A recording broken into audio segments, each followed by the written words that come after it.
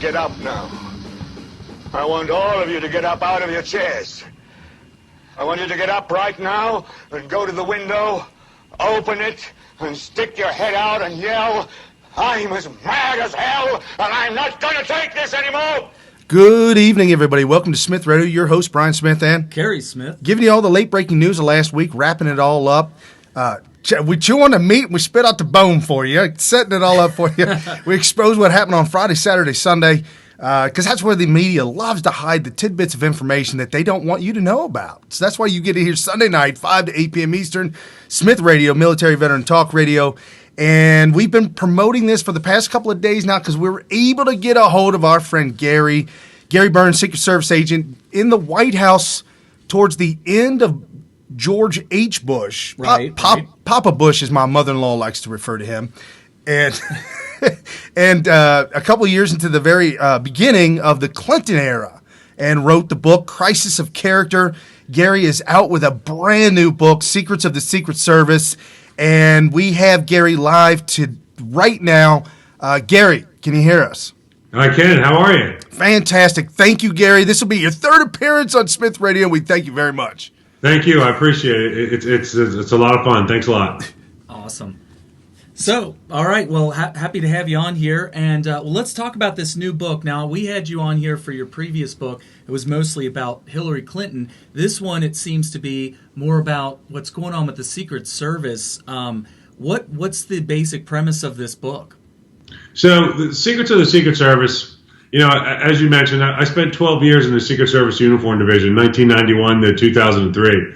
And the Secret Service is a good agency with an important mission, but they have lost their way. And I guess the best way to frame this up for your audience is, if you're looking for a sign that a government agency has become too bloated to function, the Secret Service is that agency. And the signs are that they don't seem to ever learn from their mistakes, and they don't seem to understand their history. And I started out to write a book originally about assassination. I started out to investigate the term regicide, which was a term used for the slaying of a king, and which is is assassination. And after about 2 to 3 months of working on the manuscript for this, I turned to my co-writer Grant Schmidt one day and I said, "We're writing the wrong book. We're missing the boat here." And he said, "What do you mean?" And I said, We're missing the fact here. It's not that the Secret Service has got problems and might fail. The Secret Service has failed. And what the Secret Service years ago started doing, somewhere between 25 and 40 years ago, is they started protecting the name, worried more about the Secret Service name than they do about their protectees.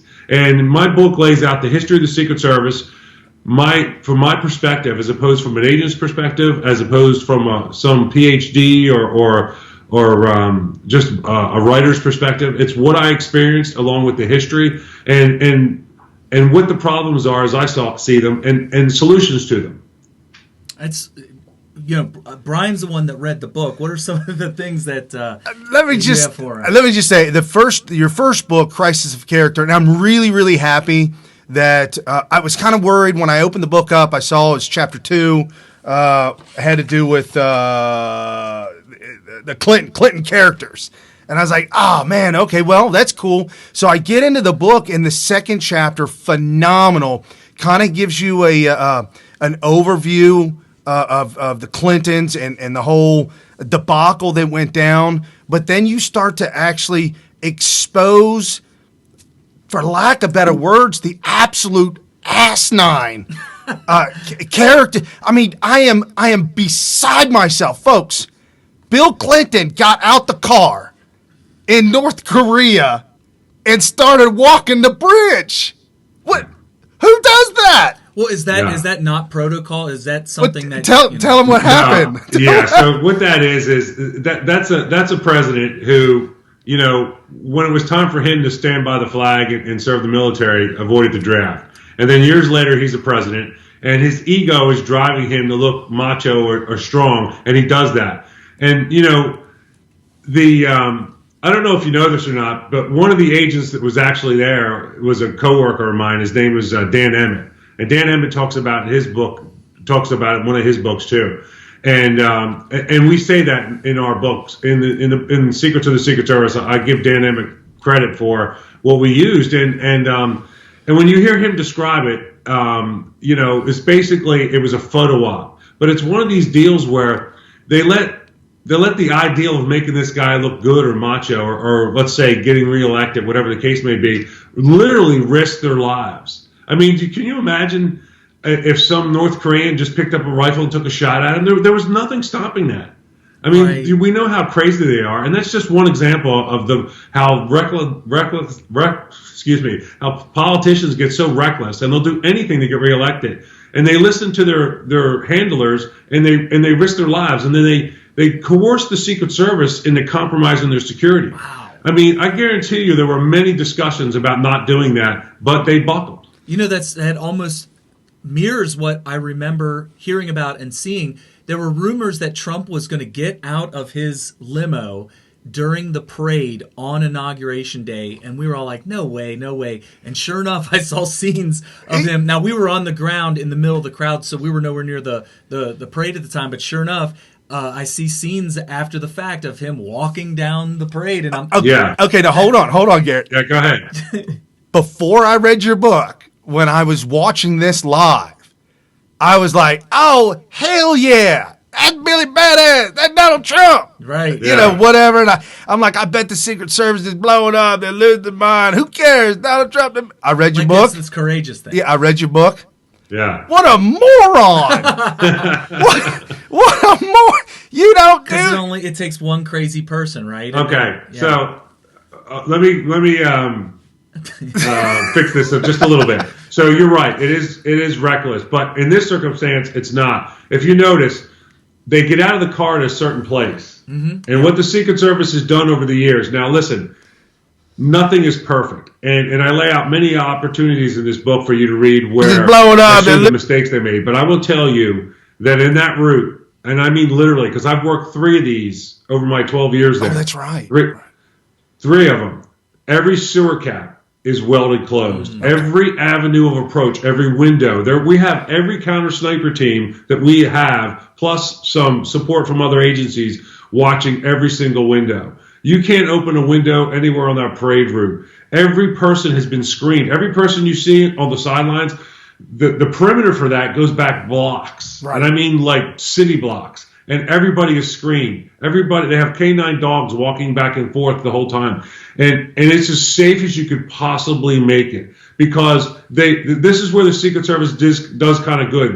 They do buckle to the political pressure to make these guys look, inaugural, macho, I'm one of the people, but they've done everything they possibly can. I mean, just short of, and they even have fixed this. I mean, you can't even fly. If somebody had it within 8 miles of the center of where the White House is in an airplane, they would be knocked out of the air. I mean, they're watching everything. You can't fly a drone by it. So it's as secure as you can make it. But I get what you're saying. Yeah. After reading your book, I was like, oh, man, I need to take it back. But now that you say that, you're right. You actually do talk about that in the book. And, folks, let me tell you, this is like no other book I've ever read. I started reading the first page, and I literally could not put it down. Oh, I feel the same way about his last book. I think it's something that goes along with Gary Byrne books, right? Right. No, absolutely. It's a page turner. But it's the inside that you never knew, that you didn't know, and if you want to know about Jimmy Hoffa's money, it's in the book. Oh my God! I'm telling you, I was shocked. I mean, there's so much. I mean, maybe this stuff has been out, in the news, or maybe somebody's written about it before, or something of that nature. But most of everything that you wrote in this book about presidents and the run-up to the presidents, I mean, from George Washington, Abraham Lincoln, McKinley, Hoover, FDR. I mean, the run-up all the way through the different presidents and the situations, and how we lost three presidents dead in 36 years. Yeah, that's awful. Yeah, so that's one of the things I wanted to point out. When I finished the book and we were talking about the PR and talking about it, and my agents were very concerned that it looks like I'm bashing the service, and I'm not bashing the men and women. I'm bashing the management and I'm calling out bad procedures. And here's a good example. By the time John Kennedy was assassinated in an open car in 1963, 4 protectees of the Secret Service have been shot at in open cars. I mean, for God's sakes, what's our learning curve? I mean, how many do we have to put down before we say, hey, maybe we should put, a hard top on this thing? Or at least, and this goes back to Congress too. Congress is terrified of oversight of the Secret Service. And when they have tried, they got the Secret Service threatened to out one of the congressmen. I don't want to get off track here, but Congressman Chaffetz was doing a good job of oversight on the Secret Service. And the Secret Service was getting upset about the way he was calling them out on the hooker scandal in Cartagena and the fence jumpers. And one of the things they did was they discovered that 10 or 12 years before, Congressman Chaffetz had applied to the Secret Service as an agent, and he didn't make it through the process, which is very common. Very few people do. But there was some information in there they thought might embarrass him, and they found an email chain inside the Secret Service headquarters that went to 40 different managers and supervisors where they were going to out this guy. And if you needed to embarrass him because of the oversight, so if you need another sign that this agency needs repair, that's it. That sounds kind of corrupt. That's a little bit. So if you're going back to what we were discussing a second ago before I went on my little tirade there, was that the open car thing. That's a good example. What it goes back to is Congress needs to write some better laws to give the Secret Service a little bit more leverage. And I wince when I say that, to give them more power.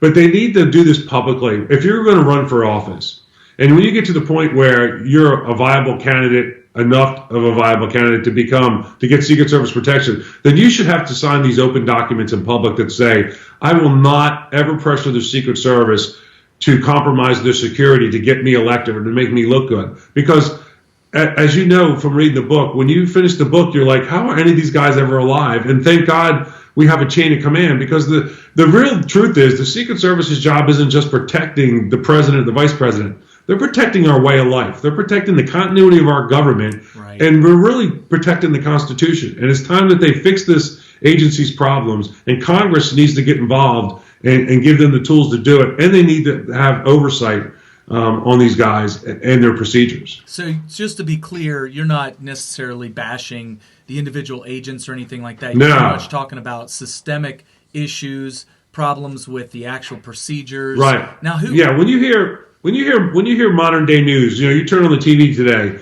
on any channel, they'll say Fox, and right.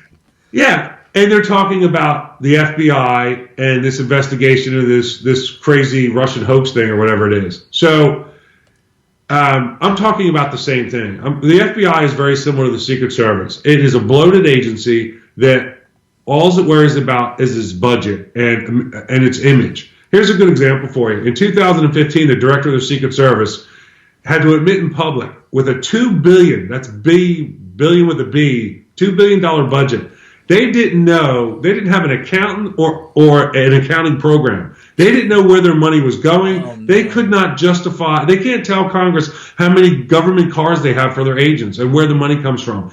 You can't tell me that that's okay. That's our taxpayer dollars. When I was reading that in the book, I was dumbfounded. How do you not have an accounting system set up into play? Because they're hiding what they're doing. Right.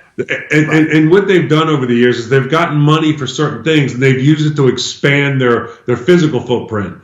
They've made the training center bigger, and not that that's not important, but they grew the agency in a way that it can't support itself. I point this out in the book.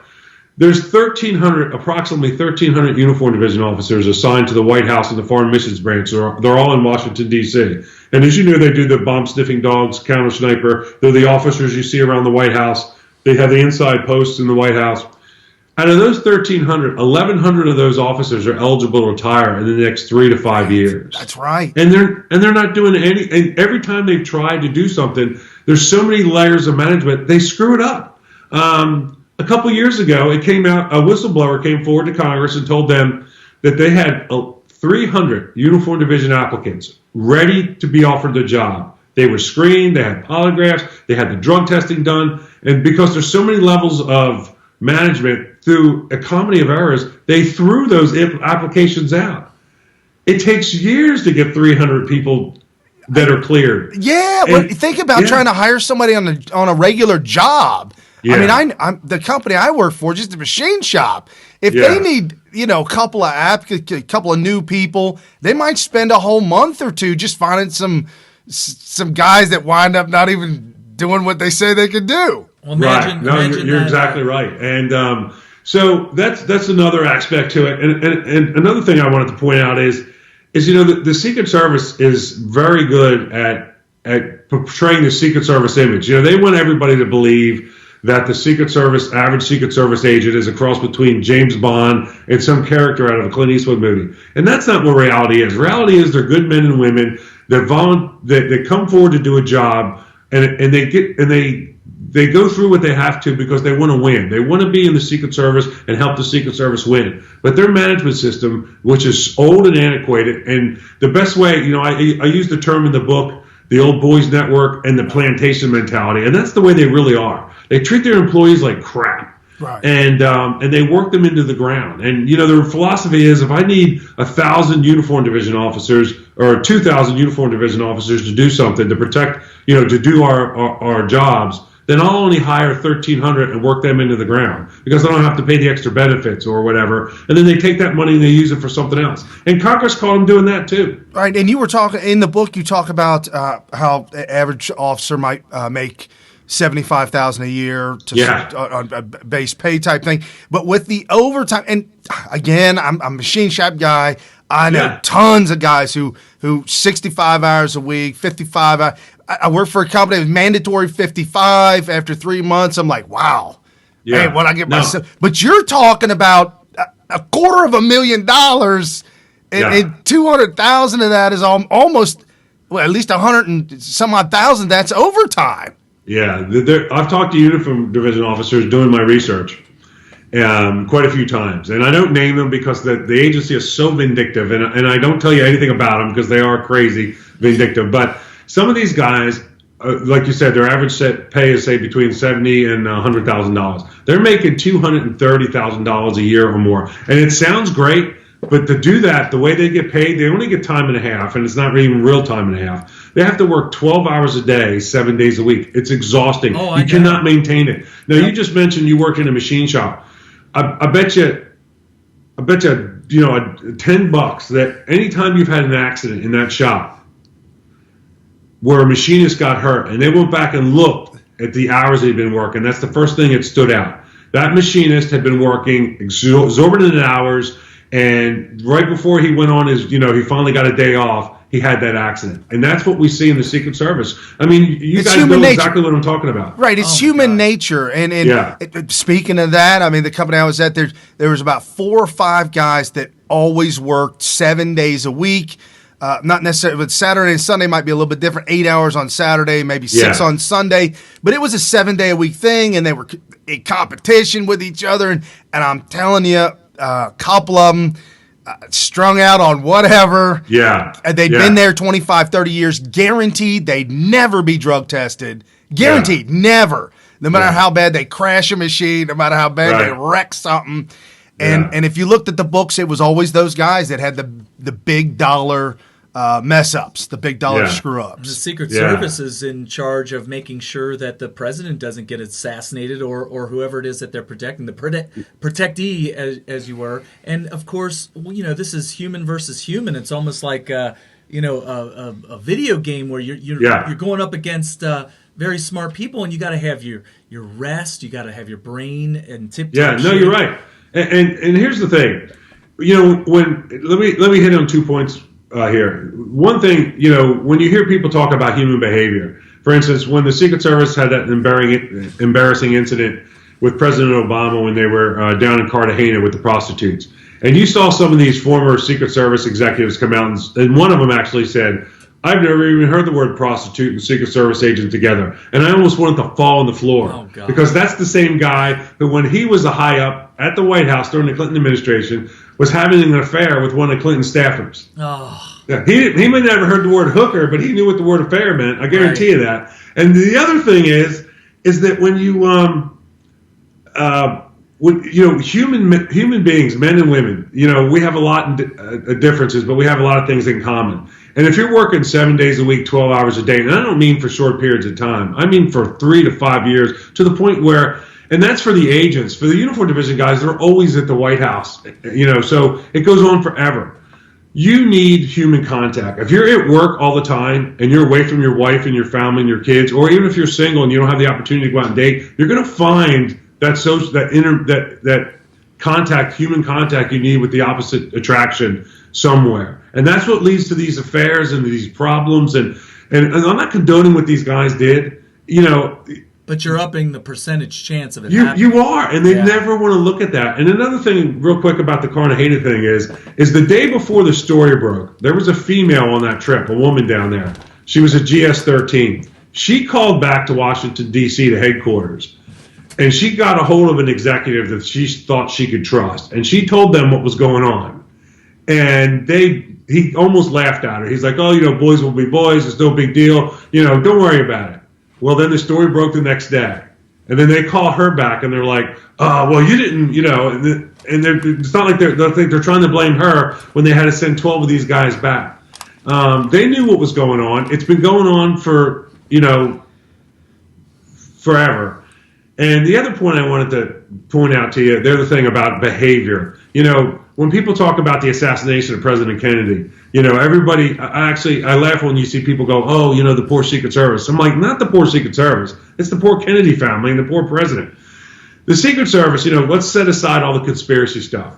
What they did is they left a window, literally left a window open big enough, a hole big enough for a guy to stick a rifle through, setting aside any other pretenses or conspiracy theories. And one of the things we do know, and we know this pretty well now because of the other people have written books that were there, agents. Later on, you could tell that the guilt was getting to them, and they kind of spilled the beans, so to speak. The night before Kennedy was assassinated, at least 13 of those agents were out the night before between 3 and 5 o'clock in the morning. Oh. Some of them weren't just hungover. You could stretch it and say they're probably close to being intoxicated. And if you don't believe me, if people, you hear people, when I've said this before, they roll their eyes at me, watch the Zapruder film. Mm-hmm. Yeah. And watch what happens when the first shot rings out. There's one guy who moves. His name is Clint Hill.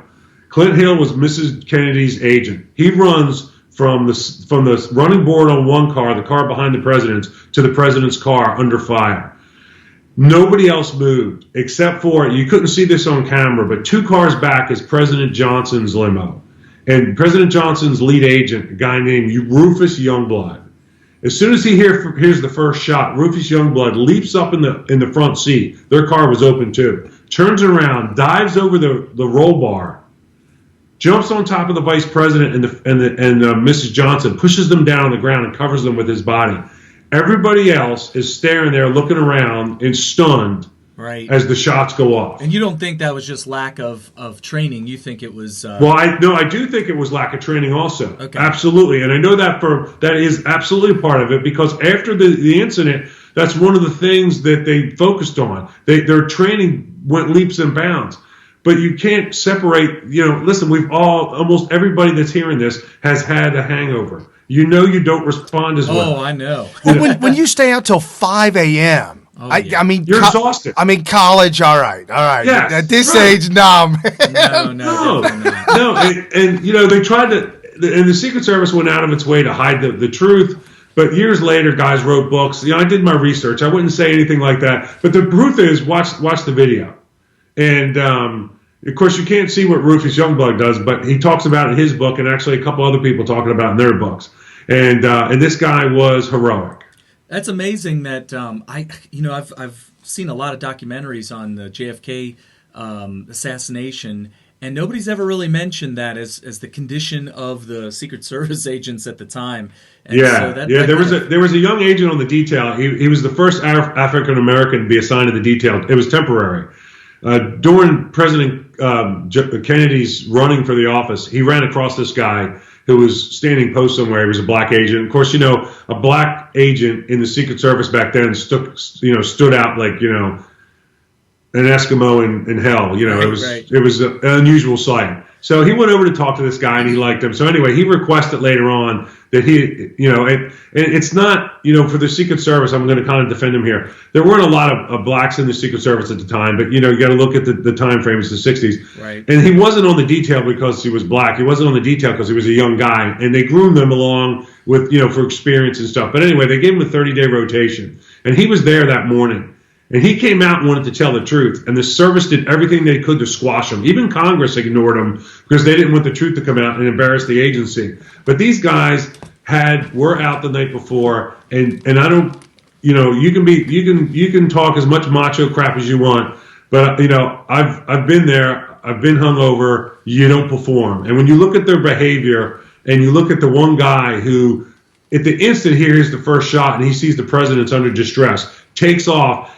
Clint Hill, the car, that's another thing, too. We talked about training. One of the things that the other mistake that was made when Kennedy was being shot at was the driver was not the normal driver. The normal driver had died of a heart attack a couple of weeks before at Camp David. And this guy was not trained. This goes back to what you mentioned about training. This guy was not properly trained. When he heard the first shot, he put his foot on the brake. And you're saying he turned around and looked back. Yeah. Hey, what's going on, guys? Not good. He looks at the supervisor and then looks back at the windshield and then looks back and sees, by this time the last shot has gone off, or the shot, again, I don't want to get into the conspiracy theories, but the shot that splits the president's head open. Right. And he's appalled, and then he steps on the brake again.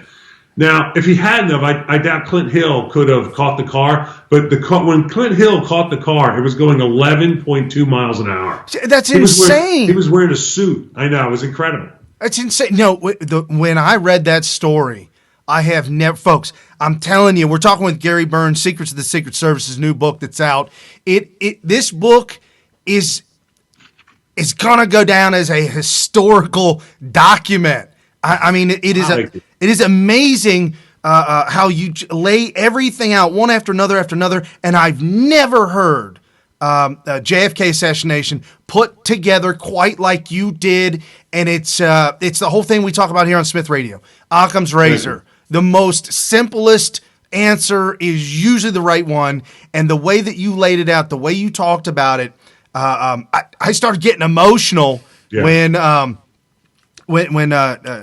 Jacqueline didn't want to leave, and they're on Air Force One, and nobody wants to leave, and they got to wait for a judge to swear, and I'm like, what? That doesn't make any sense. Yeah, Vice President Johnson is still at the hospital, and Rufus Youngblood, gets his act together, and again, give credit where credit is due. When they were at the hospital, some of the agents, they started functioning well. They set up a cordon, and then they started realizing now the president is probably gone, or at least incapacitated. They knew he was dead. They just couldn't admit it. And I understand that. That's shock. And I understand that. But the vice president of the United States is there in the hospital, and it's not really protected. And is this an attack? Is this trying to cut the head off the snake and an attack on the United States? And so they finally convinced the vice president to go to Air Force One and wait there so they can protect it a little bit better. And literally, when they got there, the military presence there was driving their personal cars around the plane to protect it. I mean, it was, when you hear it described in these other books that I use, it was incredible. It doesn't make any sense. I would, if I was Youngblood, and obviously Youngblood wound up, they handed the torch to him because of his coolness, his calmness, his ability to act under pressure. Almost one of the only ones to act level-headed and calmly under pressure through the whole situation, right? Yeah, he did. And then, he stayed with the vice president, the president, when he got sworn in. And, well, as you know, one of the other stories I tell in the book is once Johnson's in office, the agents don't like the way he behaves, and some of them start complaining. And this guy calls Youngblood in one day. President Johnson calls him in and goes, somebody wrote a letter complaining about my behavior. If you don't like my behavior or they don't like my behavior, get out. And, and what you know about Johnson, he's a politician from Texas. You could just see him standing there with a big old thing of chew in his mouth. Yes. And his Stetson on and saying that. And and I find it fascinating. So I hope and clearly you liked it, and I hope everybody does like my perspective on it, and finding these details and then putting it together with reality. No, absolutely. The book is called Secrets of the Secret Service, just out. You can get it on Amazon.com. Pick it up. Just type in Gary's name. You can pull that out. Gary, Byrne. You see it up there on the screen. I've also, if you want to listen to the show ever, folks, audio only, we're on iHeartRadio, and I made a quick link for you. Go to iHeart.smithradio, SMYTH, radio.com. So if you're watching this on Periscope and you're having issues because Periscope doesn't like conservative guys like us, you could check out the audio over there. Gary, I got into this book. I couldn't put it down. And when I say historical event, you go through some of the critical aspects and the development of the Secret Service, going all the way back to where George Washington needed light protection, if you will. Yeah, it was real light, but then he's like, nah, go ahead, go away. I'll tell you what, the biggest thing that I see connected to all of this is that you've got people being elected in the most powerful position in the world, and I'm feeling the arrogance just kind of comes over them. They all need to go through a class that tells them what they can and cannot do. No, you're exactly right. And as you know, in the book, I put a list up, and I couldn't put everything I wanted in there. I only had room for 80,000 words. You could have doubled that for me. I'd have stayed there all day. Yeah, well, thank you. I appreciate that. So you're right. It's just insane. I have a list of things I have a list of things that the president should always do. I have a list of things that the Secret Service should always do and never let a protectee do. And a couple of those things are that, the Secret Service needs to have an agreement with the new president and their administration and say, listen, we understand you want to keep this guy elected and get him reelected, but you can't do that if he's dead. And that's what they don't get. And so many times we've risked these guys' lives.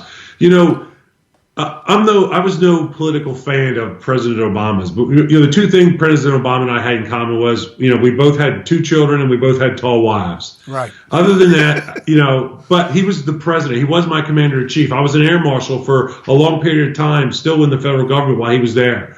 And I respect the office of the presidency. But I got to tell you, during his presidency, he was in Atlanta, Georgia, in the CDC, and 3 times in one day, the Secret Service malfunctioned, and they let a man with a handgun get on the elevator 3 times with him. How is that possible? Again, where is our learning curve? I didn't know. Was that the security guard? Yeah, he didn't have a shift pin. He wasn't screened. They didn't know he was armed. And then, typical Secret Service, like I lay out in the book, they try to hide it, and they try to lie. The director at the time, Julia Pearson, did not tell President Obama what happened for 2 weeks until a whistleblower came forward and leaked the story out. And then she had to go and tell him, well, I forgot to tell you this, but we let a guy get on the elevator that had a criminal record, and he had a handgun on him. Oh, and he had 3 a criminal times. record? See, this blows my mind because I don't know if I got a chance to tell you this, Gary, but I was actually the motorcade driver twice. Once for Trump when he was a candidate, and once for Pence. And it's funny, they were within about a week of each other. Right. And so I did the Trump thing, and they gave me the lapel thing that you put on. Yeah, the shift pin, right. The shift pin. It was temporary. It's called they call it the SARG system. Okay. And the acronym SARG means something for each pin. Okay. You might have had an S or an E or an A. I think it was an S, and it was also color coordinated. Which one do I want? Do I want the E? I think it changes. Whatever they'll give you. Right. So this thing's like this cheap aluminum thing with color and all this stuff. So I show up to the second motorcade, and I have the same one on. And they're looking at me, and they're just like, what's your deal? Oh, you kept it from the last one. I mean, they kept it. No, they don't take it. They didn't take it back from me. Okay. They didn't they change it, right. Yeah. So I show up, and they're looking at me like, yeah, what are you doing here? And I'm like, oh, I'm with the motorcade. And they're like, well, what are you doing with that pin? So they knew right away. It's good that they caught that. Yeah. Oh, yeah, they weren't going to let me go anywhere. In fact. And that's what they're supposed to do. Yeah. But here's the thing. The first questions you have to ask about that incident I just described was, who did the advance? How fatigued was he? Right. How many hours had he been working? What was his experience level? The agents that day, how many shifts had they worked? How many hours had they worked in the last 2 weeks? You just can't keep saying they're Supermen and women and expecting them to act like some character in a movie when it's real life, and they do this day in and day out, and it is grueling. And during Obama's reign, I mean, obviously, and we said here on the show, the absolute last thing we ever wanted was any kind of violence or anything. God forbid something happened to Obama. He's our president, right? That is not. And we certainly had many hours of disagreements with him. But the thing is that it bothered me that they had fence jumpers. It bothered me that there were so many near close encounters. It really bothered me that international news reporting Secret Service agents, hookers and prostitutes, and didn't want to pay him in Colombia and got the local police involved. Come on! What we doing, Obama? And it almost felt like while reading the book, I could see that the Secret Service at times would bend to the different president versus. Oh, you even made mention of this during Crisis of Character. You pointed out about how everybody acted around George H.W. Bush. Yeah. And then as soon as Bill Clinton came in, there was like this different attitude amongst everybody, and it kind of leaked into the Secret Service, and people were getting more lackadaisical, and everything was less disciplined, it seemed like. Like Eisenhower. You're right. Eisenhower versus Bill Clinton. Night and day. And when you mentioned, you talked about Jimmy Carter and Hoover, and I know those caricatures of those men. Because they pretty much have like a caricature that goes with them. Sure. The way that you described how the Secret Service reacted during I could see it. Yeah. Jimmy Carter is clueless. You could tell. And I have to give quite a bit of that credit to my co-writer Grant Schmidt, Grant is very good at getting the right information out of me. I write a story down, I tell a story verbally, I edit it, and then when I give it to Grant, he does a great job. Do we have time for me to tell you one more, to bring up one more thing? Sure, go ahead. Yeah. So we were talking about the mistakes, and here's one I want to point out to you. As you saw when I get to the end of the book, I tell you that one of the things I think they need to do is split up the Secret Service. They need to get rid of the name Secret Service, turn it into the Federal, Executive Protection Service, call it that, call it the Federal Bureau of Protection, whatever you want. But get rid of that name, retire it, because they're hiding behind the word secret, and there's no legal justification for it. Another thing I should say is the Secret Service. Years ago when Congress would say, "Listen, we want to split off the counterfeit and put the counterfeit business back into the Treasury Department," they would say, "Go ahead." Oh, I was going to say, most people don't know about that in the book. We didn't bring it. Folks, the Secret Service has all these branches of different things they do. Well, weren't they They were originally designed to fight counterfeit during the Civil War. That's why Lincoln invented them, because we were being crushed by the counterfeiting. So you fast forward to today, they do counterfeiting, they do protection, they do all these other jobs, credit card investigation, telephone fraud, cyberspace, welfare of children. And these are all good things, and they are important. But these guys' focus should be protection. And the only investigation they should be doing is in threats against the president. And I say throw that stuff off. And one of the things they also need to do, as I mentioned before, is change the name. Right. Retire the name Secret Service. But one of the arguments they always make is that being investigators in counterfeit and these other things make them better at their job. Well, here's where I shoot holes in their theory. During President Obama's administration, again, one night, officers are standing around the White House and they hear shots. They hear bullets coming at the White House. The officers in front near the mansion, and I mean they're standing right at the base of the mansion, hear bullets impacting. They hear gunfire. The officers down on Constitution Avenue smell cordite. They smell gunpowder. They go over the radio and they say shots fired. They give out a description. Officers that are witnessing what's happening are taking cover. They're pulling out their pistols. One of the officers at the White House literally thought they were already coming over the fence and was loading the shotgun. She was taking out the double-aught buck and reloading in the rifled slug so she could get that 100-yard shot to keep them from getting to the mansion. And then you know what the next thing the control center said was? Stand down. It was a car backfiring. Oh, come on. Oh, that's so bad. Come on, this is true. And then they hid it. And the truth didn't come out for 4 years. Now, let me finish the story. So the guy takes off down the road.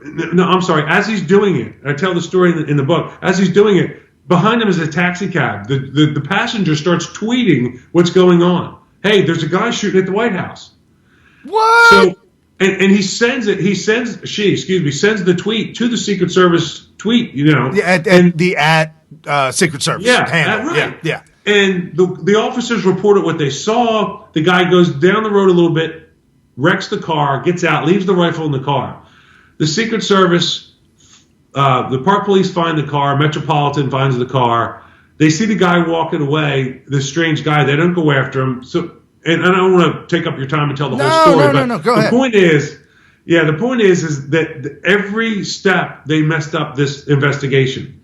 And because they got their game thrown off. The Secret Service, the taxpayer, spent millions of dollars training these guys and men and women to react just like they did. Gunfire, they moved towards it. They drew their weapons out. They were loading their long guns. They were ready to go. And they were told what they heard, saw, and smelled was wrong by a guy in a control center 6 floors above the ground with no windows in it. And now, did they do that? I mean, I'm having flashbacks of Benghazi. I mean, did they do that because of the optics? They did it because whoever that was. Now, I don't know if it was an agent or an officer. It could have been a sergeant, but it was more likely an agent in the control center because both officers and agents are in the joint. They call it the JOC, the Joint Operations Center. And but whoever made that call was one arrogant person, and I'm sorry, they shouldn't be allowed to wash the cars. They should have been gone. Do you know if they were fired? Because they completely compromised the system. Right. And the system needs fixing, but they completely compromised what worked, was the men and women that were trained to respond to that. And so 4 years goes by when finally the story gets leaked out. So 4 days after the incident, and they're slowly finding out that they've screwed up and they're trying to hide it. They're trying to hide different parts of it. President Obama and Mrs. Obama were away when it happened, but the daughters were there living with the grandmother. Yeah. So they're about to come back. So the house cleaning people go outside on the Truman balcony and start cleaning up, the leaves and stuff, and they find bullet holes in the glass and the wall. They find pockmarks and broken glass. I want to ask you. The guy hit the mansion with the rifle. So what they said they saw, heard, and smelled was absolutely right. It's proven, right? And so you can't make this argument with these great investigators. You know what? It's the Keystone. That night was Keystone Cop. Well, I was going to ask you real quick. I understand them keeping it secret from the public because if everything worked out, they protected the protectee, and everybody's okay. I would actually prefer that the public doesn't necessarily find out about, especially if they catch the guy. No, I agree. But here's the thing: it didn't work out. Let's assume it did. Did they keep it secret from the president and from the upper management of Secret Service? And the upper management knew it happened, but they play this little game. Like I watched every hour of videotape on C-SPAN and YouTube that's available on directors over the last 25 years, and some of them I worked for. I knew some of these guys very, very well, and women. It was one woman, and listen, they're very good at knowing stuff that they don't officially know. Right. You know what I mean? I did not. You listen to what they say in testimony. I was not officially notified, which means I didn't get an email with a Secret Service stamp on it. But my girlfriend or my buddy picked up his personal cell phone, and texted me that this crap had happened. Right. They know, and they try to hide it because they're more worried about, they're hiding behind the word secret, and they're more worried about protecting their reputation. And here's one thing that I didn't point out in this story that's in the book. Malik Obama was on her way back to the mansion when this was happening. She could have easily been getting out of the car when this was happening. Oh, wow. You can't. Listen, that's what they exist for. You can't keep hiding this stuff. They need to fix these problems. Now, there's light at the end of the tunnel. President Trump appointed a director that is not a former Secret Service agent. He's a former Marine Corps 2-star general. He worked in TSA for a few years. I have high hopes for him. the officers that I talk to and the agents, they have high hopes. But right now, all they see is the same thing they see with agent director. They're walking around, they're asking questions. Here's one sign of sunlight that I've seen. I just saw a story the other day where for the first time in the history of the Secret Service, or at least in the last 70 years, they are training at the White House when the protectees aren't there. We tried to get them to do that all the time. Have all the actors, the agents, the officers, the K-9, have everybody there and do a tabletop scenario and then do a walkthrough and then do it half speed so everybody knows what everybody else is doing. This is basic. Idea. This is basics, and they've never done it. Well, not only that, but you're not doing anything anyways. Let's have some fun with it. It would be entertaining you still have to to me. Protect the complex, but I get what you're saying. Right. I know you talked about how in the book that the average concealed carried weapon licensed person in D.C. gets more range training to keep their concealed carried weapon permit than Secret Service do. Right, because they're so short on manpower that the average uniform division officer is only getting about 25 minutes of training a year in this couple-year period. And the average agent was only getting about 42 hours of training a year. That is not acceptable. No. And it's because, again, of this terrible management system. And they're not training their employees. And listen, they pencil whip. I guarantee if you go and look at the paperwork, everybody's got the training because they're pencil whipping it. And that's wrong. And it's really against the law. And I saw this when I worked. Again, this is not I'm not somebody from the outside. I've been there. Mm-hmm. I've been involved in some of these mistakes. I was a firearms instructor. I had an assistant director one time show up and wanted me to sign his inside the Washington D.C. area. You have to qualify every year every month with the pistol. And every quarter with the pistol, rifle, and submachine gun. He wanted me to pencil whip his scorecard because he didn't have time, whatever. I said, no, I don't do that. And he said, well, I'll call your boss. I said, call whoever you want. I'm not doing it. And I knew some of my coworkers did, but, I stayed out of it. I was a new guy. I didn't want to rock the boat, but I'm not whipping somebody's. So my boss calls me up and goes, look, I need you to do this guy a favor. I said, here's what I'll do. It was for the month of June, and it was the 1st of July. I said, listen, I will shoot him. If he passes the thing, I'll fill it out, and he can put any date in he wants. But he did shoot the course. Okay. It's just a day late, so I bent that far. Well, it reminds me of the story you talked about. I believe this is right after the JFK assassination. There was a black Secret Service man who spoke up. Yeah, he was trying to tell the truth. Yeah, he was trying, and reading. They squashed him. Right, reading that over again, the Cold War era. Carrie and I, we've talked about this a lot. Oh yeah, and that being the Cold War era, I could clearly see how they wanted to keep the communist.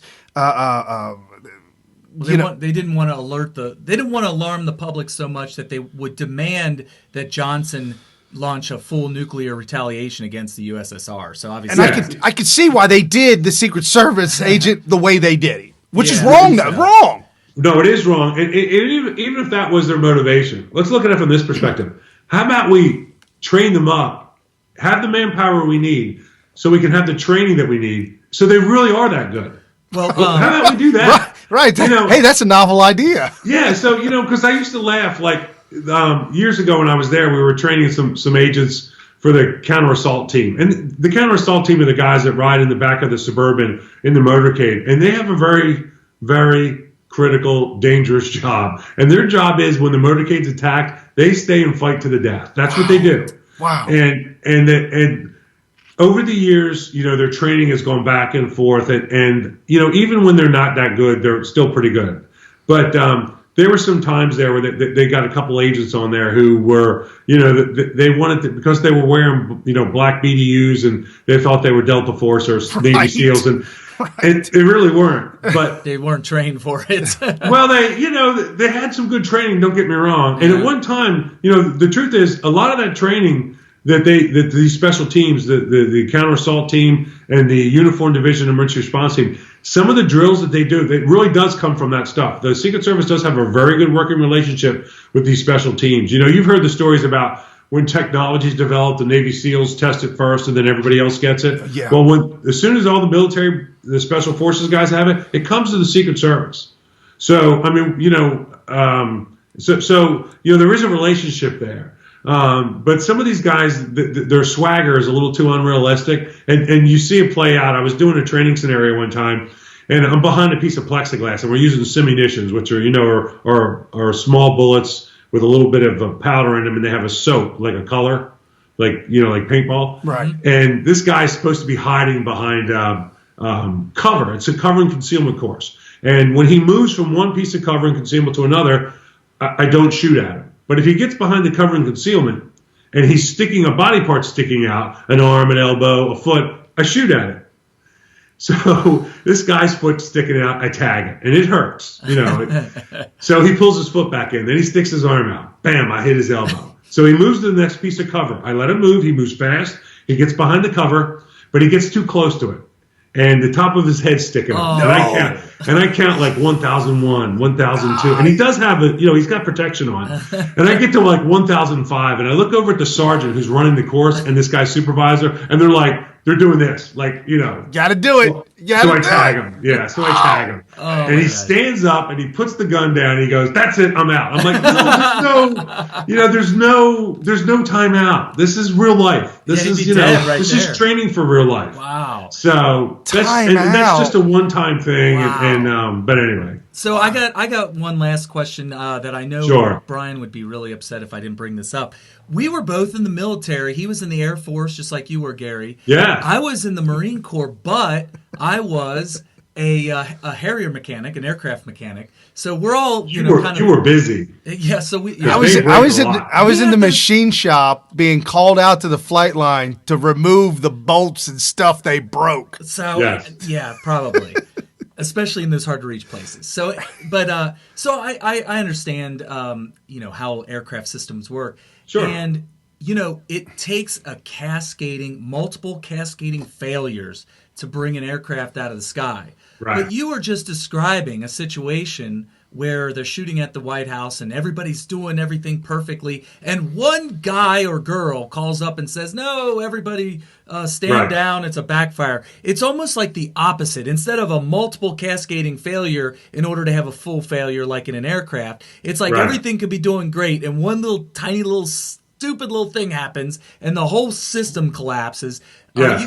Did you ever think about recommendations, and does anybody listen to you that would put in these recommendations that would be more like, hey, it's only going to all fail if we have these multiple cascading failures? Right. We have the hydraulics fail, but we can still land. This happens, but we've got a redundancy. We've got a backup generator for this or that or whatever. Right. So yes, people have made recommendations over the years, and here's how it usually goes. And I say this with humor only because it's so damn aggravating and sad.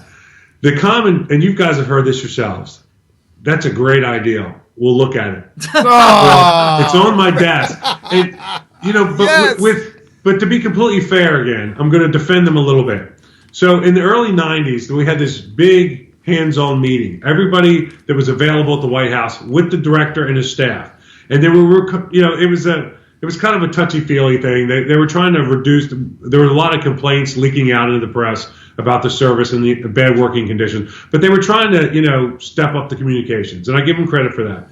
So we started. The conversation went from the bitches and complaints to security, and somebody said, we need to. Back during the Second World War, they put 50 caliber machine guns on the roof because they thought Zeros were coming. Right. Wow. Right. So. What do we do for that today? And are we looking at systems? And they said, listen, we can't go into details, but yes, we have looked at those systems. But here's our problem. These are military systems that if they fail out on the battlefield, that's bad, but it's not like failing in Washington, D.C. And their fear was at the time that if we used a missile system or some kind of, like the phalanx or something like that, that it would lock on, instead of locking onto the plane that we thought was attacking us, it would lock onto a plane full of blind grandmothers, and then the plane would fall on top of a bus of deaf children. But I get where they were coming from, and they were right. But I will tell you this, that the day after 9/11, and I can't go into details, but the day after 9/11, that was not their thought process. So, no, and if you it's guys, unfortunate. It's unfortunate it took all that. If you guys walked around Washington D.C. along the Potomac River and over by the Naval Observatory, you would understand what I'm describing to you. But so it's a double-edged razor. You don't want to overreact, but by the time here's my co-writer kind of picked this up, and I thought he was off base a little bit, but he's like, the Secret Service should have already been protecting Robert Kennedy. Right. When he got killed by Sirhan. And my take on it was a little bit different. So my thing is that President John Kennedy was assassinated by Oswald, with a man with a rifle. His brother gets killed by a guy with a handgun. The difference is a year later. Yeah, the difference is that we spent millions of dollars on protecting John Kennedy, the president, and it didn't cost us a dime to get the brother killed. We weren't protecting him. But Grant's take on it was that it was obvious that we should have been protecting candidates then. And he's right. Why do we have to wait till this disaster to play catch up? And the other candidate that was nobody running against Nixon, was it? Yeah, so give me a minute. It's spinning up in my head. But he was giving he was giving a talk right in front of a group. He's in Maryland. He's in Laurel, Maryland. And again, his detail was put together ad hoc, very quick. They told him they couldn't screen the crowd. But he had a priest, a gold medalist winner, and a former. Oh, that was President. That was Robert Kennedy. Oh no way! Oh, Robert Kennedy's protection was Rosie Greer, the football player, a priest, and they were friends of his. And they wanted to do the right thing, but they had no skills. They weren't armed. And they let this crazy Arab walk up behind him and shoot this guy in the back, 3 or 4 or 5 times, whatever it was.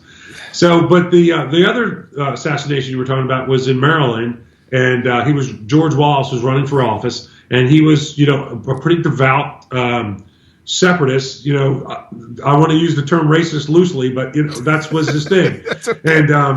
And he had some traction, I'm embarrassed to say, in the 70s. But, when you look back at some of the stuff, it's comical. But anyway, the service puts a detail on them. They're in Maryland. And the only real piece of good security they have is they had a buffer zone between him and the crowd. And the podium he was standing behind was bullet resistant.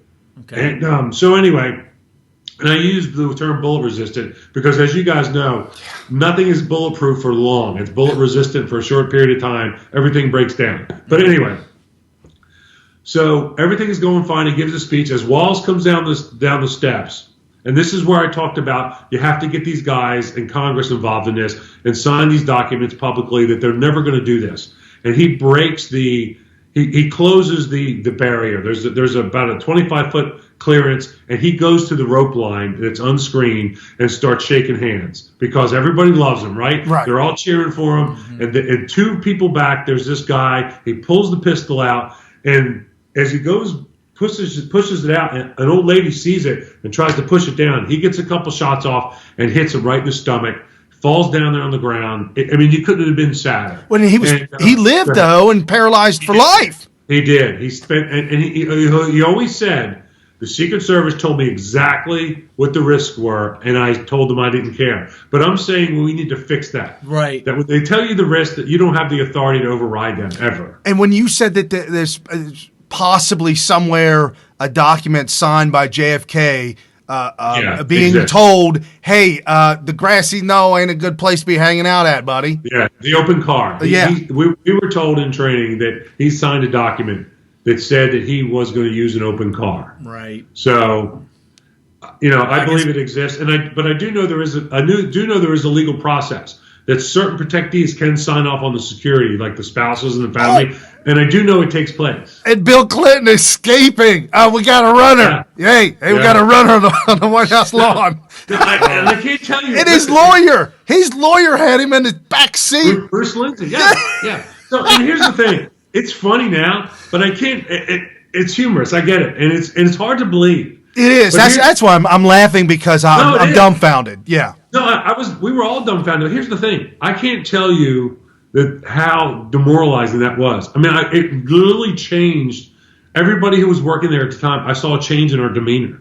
We're like, why are we risking our lives and all this money? I mean, it cost a lot of money. It's important. Don't get me wrong. I'm not saying we shouldn't spend the money to protect these guys. We should, but we should spend it smartly. But if they're going to act like a junior high drunk and sneaking out like you're getting out of your parents' house, I'm sorry. We have to come up with a better plan. And the Secret Service did catch him leaving the complex, and I walked into it. Like I tell in the book, as I'm leaving the West Wing, it's late. I was forced to work over 4 or 6 hours. I'm leaving. It's about 11:30, 12 o'clock at night, somewhere in there. And as I walk out of the West Wing basement, there's these agents standing there, the president, Bruce Lindsay, the lawyer, and they're, having harsh words back and forth. And as soon as I saw them, like, oh, I'm in the wrong place. and I start to turn and walk up West Exec, and there's a sergeant and an officer, and the look on their faces are like, oh, thank God Gary's here. And I'm like, what's going on? And they're like, we just caught the president sneaking out under Lindsay's raincoat. I'm like, what the? Bleep and bleep. Yeah, bleep. And so I turn around and I look at these senior guys, and I described to you in the book that there's a friction between the agents and the officers. Right. But I knew these guys, and I had a good rapport with them. Whether they really liked the uniform division, I will tell you they trusted me at the time. And I looked at them, and the look on their face, because I expected one of them to say, this walk away, and you could tell they were glad they had another witness. They couldn't believe what was happening. Oh my gosh. I almost feel like we need to have a philosophy that we teach the Secret Service where the protectee should not be treated like they are your ornery, child, like at the junior high. If they are going to sneak out, there's only so much you can do. You shouldn't have to enslave them or trap them or cage them in. Well, if I they go into that in sneak the book out, a little it's bit. like, what are you going to do? I talk about they should sign. The documents that you have to sign for the part of the Constitution that empowers the vice president. Maybe they should be signed all the time. If you're going to act like you're in junior high, oh my gosh. Maybe the vice president should be able to step in at any time. And I hate to say it though, but on my thought process is that if you win the presidency, you're president, you're now on the lockdown, dog. You are now full-fledged, 100% on lockdown. And while I was reading your book, I couldn't help but I kept thinking about a story. I don't know where I read it, but Korean aircraft were crashing and killing the passengers. They were crashing at alarming rates, and they couldn't figure out why. And so they did a study, and they got involved with it, and they found that the co-pilot would not, even though there was one aircraft that was headed directly to a mountain, and it was going to crash, it was going to die. The co-pilot knew it.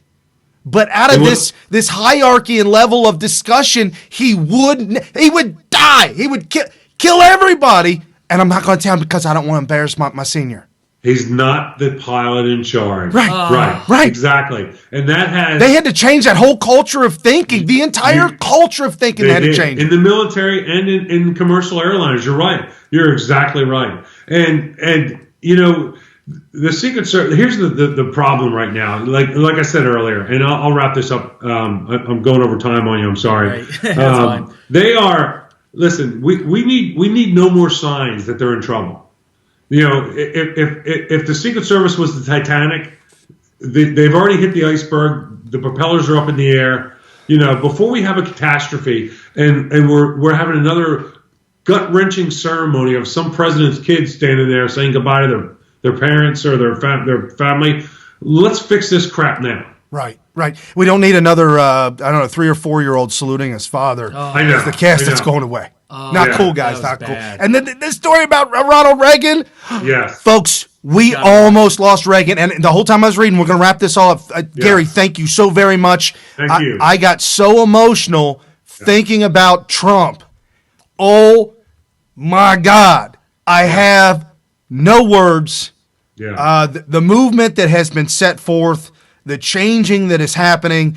I can't. My wife even asked me, "What do you think about Trump?" I think Trump is more of a level-headed, "I'll follow your lead. Okay, don't do this. I won't do it." type of guy. Yeah.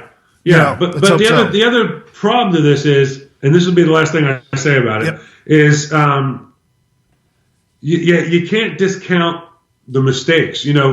Trump. I believe Trump will do what he's supposed to do to help his protection. But you have to look at the fatigue, and you have to look at the bad procedures, and you have to look at the arrogance of the management. And that's also part of the problem, too. So thank you so much. Absolutely, awesome. Gary. Thank you so much for being with us. And make sure you guys pick up that book. It's out. It just came out. The Secrets of the Secret Service by Gary J. Byrne. Awesome. Thank you so much. Thank you. All right. Have a good evening, buddy. Bye now. Thank you. Look forward to seeing you again. Bye-bye. All right. Awesome. Oh my goodness! I'm telling you right now, the story. Now that he's gone, I gotta tell you, folks, because you would never forgive me if I didn't tell you. Nope. They got to read the book.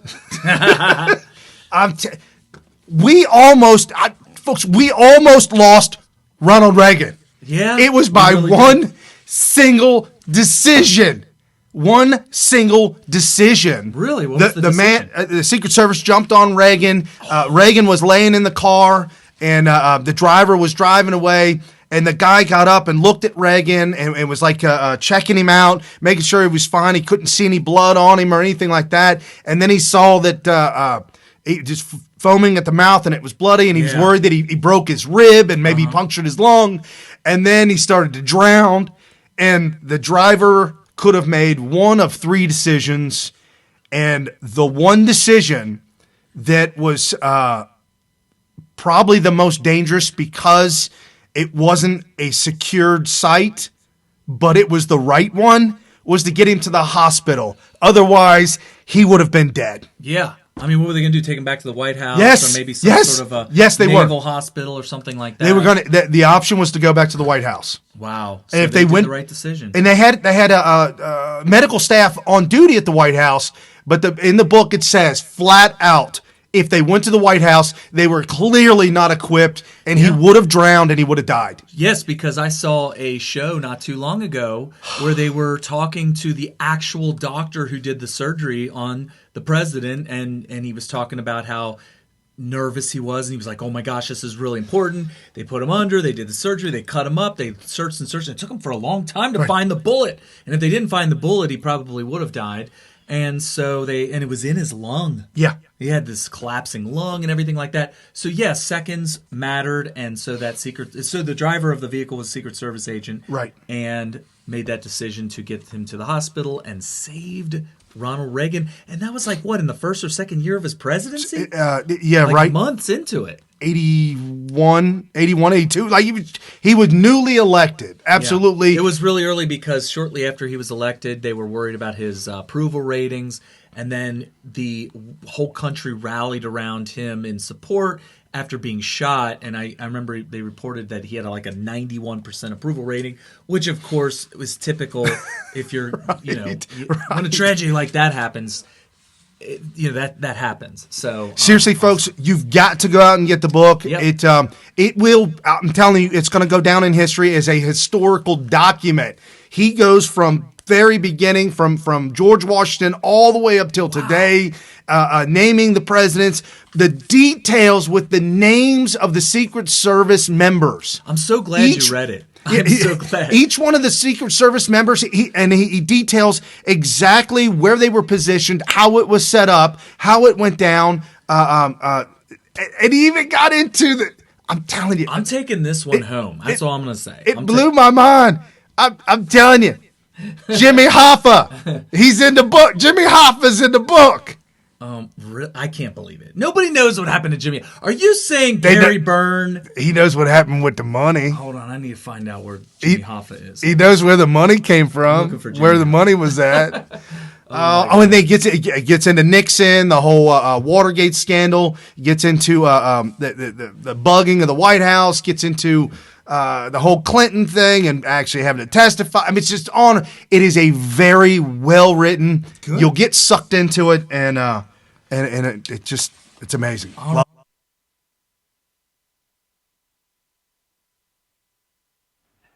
Donald Trump came to the Detroit Economic Club and stood there in front of the Ford Motor executives and said, if you close these factories as you're planning to do in Detroit and build them in Mexico, I'm going to put a 35% tariff on those cars when you send them back, and nobody's going to buy them. It was an amazing thing to see. No politician, Republican or Democrat, had ever said anything like that to these executives. And it was music to the ears of people in Michigan and Ohio and Pennsylvania and Wisconsin. the Brexit states. You live here in Ohio, you know what I'm talking about. Whether Trump means it or not is kind of irrelevant because he's saying the things to people who are hurting. And it's why every beaten down, nameless, forgotten working stiff who used to be part of what was called the middle class loves Trump. He is the human Molotov cocktail that they've been waiting for. The human hand grenade that they can legally throw into the system that stole their lives from them. And on November 8th, Election Day, although they've lost their jobs, although they've been foreclosed on by the bank, next came the divorce, and now the wife and kids are gone, the car's been repoed, they haven't had a real vacation in years, they're stuck with the shitty Obamacare bronze plan where you can't even get a pink Percocet. They've essentially lost everything they had, except one thing. The one thing that doesn't cost them a cent and is guaranteed to them by the American Constitution, the right to vote.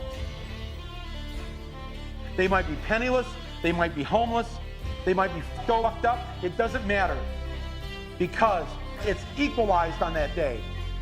A millionaire has the same number of votes as the person without a job, one.